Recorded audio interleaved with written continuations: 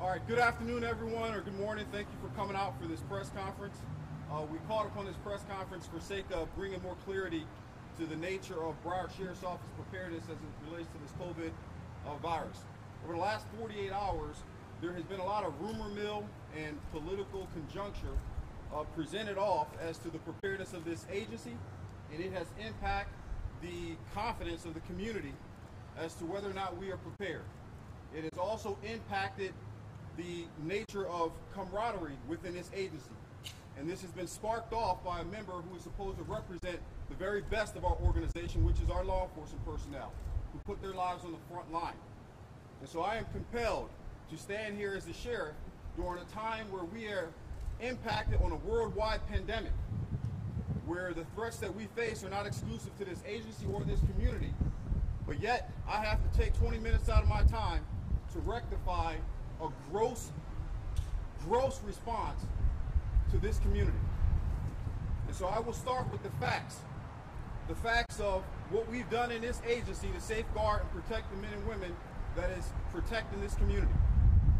There was talk that our personal protection equipment was not adequate and that we were not supplying them to the personnel across all channels. That not just includes our law enforcement, but it was an insult that we wouldn't provide it to our fire rescue. It was an insult that we wouldn't provide it to our Department of Detention personnel, who are the very tip of the spear in this fight.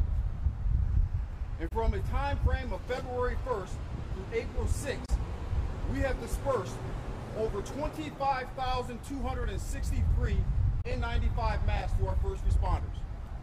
We have put out 44,773 surgical masks to our first responders. We put out over 4,109 hand sanitizer bottles that allows for refilling as much as our personnel would need it. We've done these things to safeguard these men and women that we are in command of. You see a cross-section of our command staff behind me. They guide this organization and they guide me. We've spent thousands of hours burning the midnight candle to make sure we do everything we can to safeguard this community and the men and women that are out here. For any rogue employee to come off and present these comments that we have failed this community and failed the men and women that we are leading is despicable. We've also spent over $1.3 million to continue to procure the equipment necessary to make sure that we could sustain this type of service for an extended period of time. And I will tell everyone in this community, as I've told my men and women and given them marching orders, we will spend every dime of this agency to protect this community and the men and women on the front line. We will not come up short and penny pinch during a time of crisis. I've proven this time and time again. I came into this agency under a time of crisis where we failed because of preparedness, training, and equipment. And within the first 6 months of my command, I reallocated over $60 million to safeguard this community, $30 million going to a state-of-the-art training center that hasn't been done in 105 years. I gave these men the best raise that they received in 25 years. I spent $2 million on rifles to make sure that they had the necessary tools to win any gun battle out here.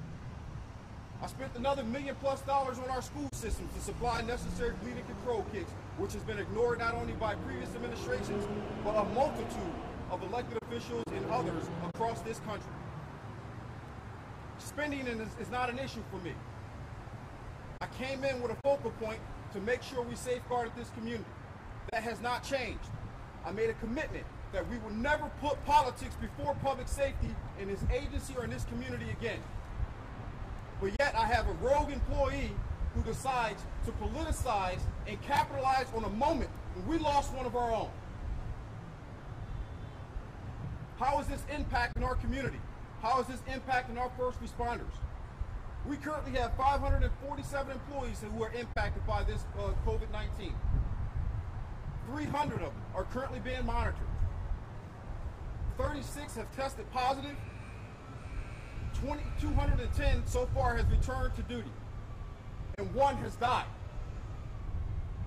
And it is the one that has died that has me here today. Because they took his death and politicized this thing. It's not only dishonorable, it's unnecessary. This man had an opportunity to be part of this organization and not isolate himself for his own political gain. When this call came in and we lost Shannon, the first thing I did was to call our command staff in to figure out how we were going to honor this man, because this was a new set of circumstances where we may have not been able to even collect his body because of this virus. And we sat here at midnight, and 1 o'clock went by, and 2 o'clock, and 3 o'clock, and 4 o'clock, and 5 o'clock, and 6 o'clock in the morning, and we were still here trying to figure out how to honor this man. And while these things was occurring, this union president was writing a letter. When we called to invite him, he didn't show up and he didn't answer his phone. But he would write a letter. When we reached out to the family members, to Derek, who's a retired BSO deputy, and his brother had fallen in the line of duty, when we called him, the union president did not. When I called his mother, Barbara, and talked to her and expressed our sympathies for his loss and his sacrifice to this community, that same union president decided to continue to type a letter. When I called his fiance and expressed how important Shannon was and vital to this LGBT community initiative that we were launching, and how much I admired his strength and courage, this union president was still typing. And when we had to strategically figure out how we would do an honorable motorcade escort to get Shannon's body from the hospital to the funeral service, this union president was still typing. When hundreds of deputies and fire rescue personnel aligned themselves and saluted Darren's body as it passed, this union president was still typing.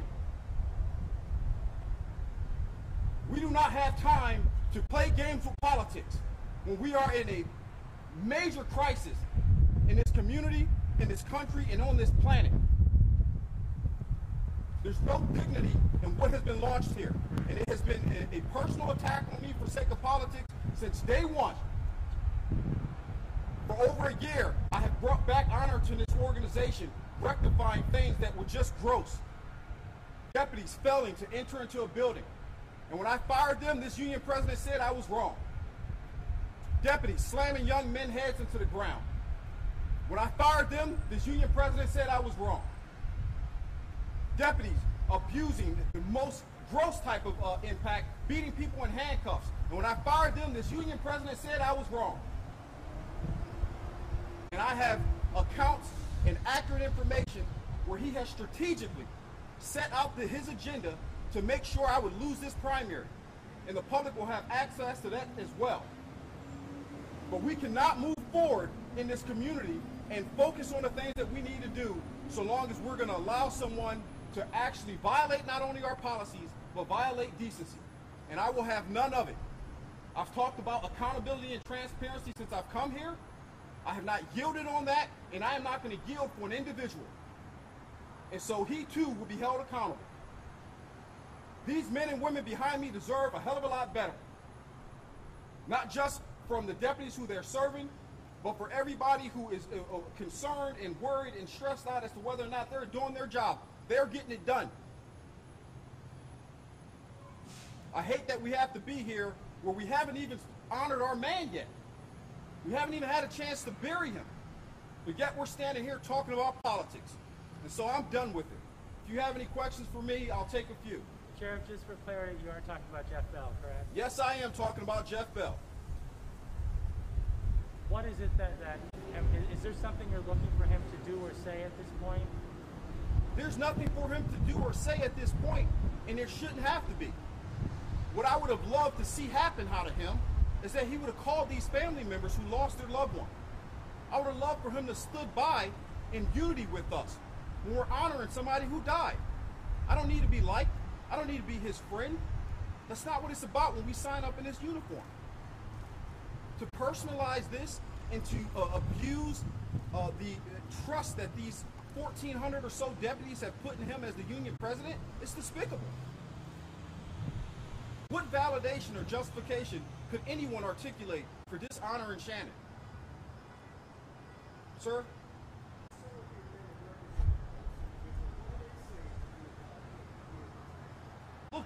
that's a good point. These are deputies out here disappointed. There's this notion that this is a unified effort. He's not communicating in terms of what messaging he's going to put out. He's elected to do these things independently. The next strategic assault that he's planning is to have a no vote of confidence. Anticipate that to come. For sake of what? Politics? That's what destroyed this agency.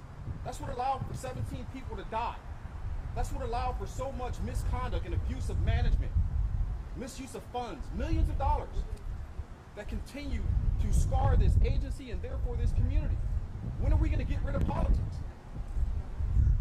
Anything else?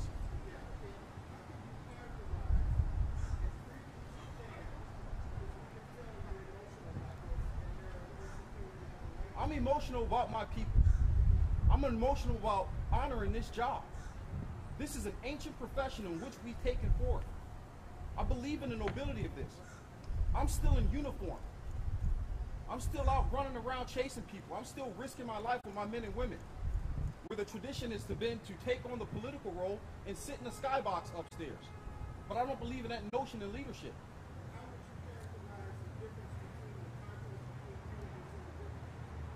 Well, there's a multitude of differences. For one, I'm still doing the actual police work. As the union president, he has opted into contract elements where he hasn't worn a uniform in years. And I think perhaps that's part of the problem.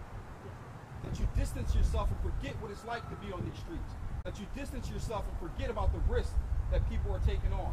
That you distance yourself and forget that every single day and everything that we do in leadership capacities and roles that impact the men and women you're supposed to represent. It's become too political in his position. Sheriff? I'll take one more. Is that Shannon's brother and I couldn't hear you the wind. Brother and sister-in-law? Yes, it is. What? Can you explain kind of what they're here? Or Yes. if they want to... Look, this has been an insult to their family. For us to be standing here and for letters to go out with all this false information, it hurts them. It separates them from this agency during a time where they're supposed to be able to look at the Broward Sheriff's Office and say, you know what? My brother gave his life and they're honoring him and we are part of that family. That's why they're here, because they're hurting. They've been dishonored.